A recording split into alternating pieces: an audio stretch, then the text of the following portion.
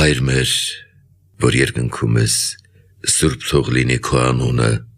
քո արքայությունը թող գա, քո կամքը թող լինի երկրի վրա, ինչպես որ երկնքում է, մեր հանապազորյա հացը տուր մեզ այսօր, և թող մեզ մեր պարտքերը, ինչպես և մենք ենք թողնում մեր պարտապաններին,